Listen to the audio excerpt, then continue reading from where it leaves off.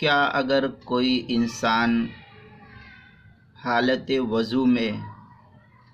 بیمار ہوا اور باوضو تھا، اس قدر کمزوری اس کو لاحق ہوئی، وضو تو نہیں ٹوٹا لیکن اس وضو کی حالت میں گلوکوز چڑھانے کی ضرورت پڑ گئی، تو کیا گلوکوز چڑھانے سے وضو ٹوٹ جاتا ہے؟ اصل مسئلہ یہ ہے۔ تو عبارت فقہا سے جو مسئلہ ثابت ہوتا ہے وہ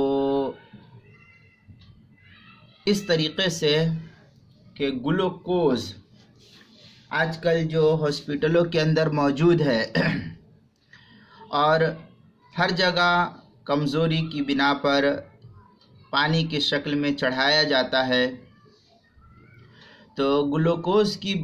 بوتل چڑھاتے وقت اگر اس کی نلکی میں جو باریک قسم کی پائپ سے مریض کے بدن تک ایک پائپ نما شکل ہوتی ہے جو مریض کے بدن سے لگ کر کے سوئی کی شکل میں آتی ہے اور پانی گرتا ہے، تو اس کی نلکی یا سوئی کے حصے میں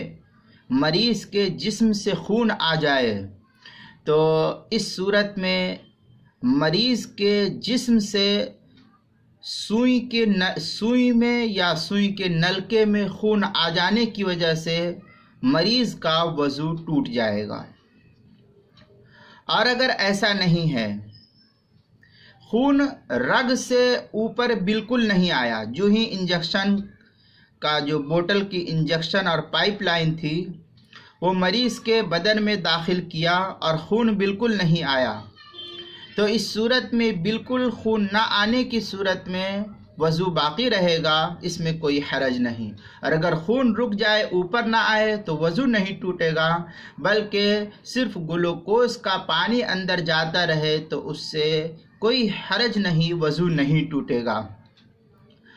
اور عموماً ایسا کم ہی ہوتا ہے، جو ہی مریض کے جسم میں گلوکوز کی جو نلکی ہوتی ہے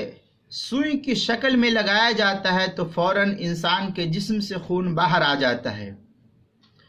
اگر کبھی ایسا ہوا کہ خون نہیں آیا تو وضو نہیں ٹوٹے گا، لیکن عموماً ایسا ہوتا کم ہے، خون آ ہی جاتا ہے۔ اگر کسی کو خون آ گیا تو وضو ٹوٹ جائے گا۔ در مختار کی عبارت سے یہ مسئلہ اس طریقے سے ثابت ہوتا ہے جس کو مستفاد کیا گیا ہے، وَقَضَا يَنْقُضُهُ عَلَقَةٌ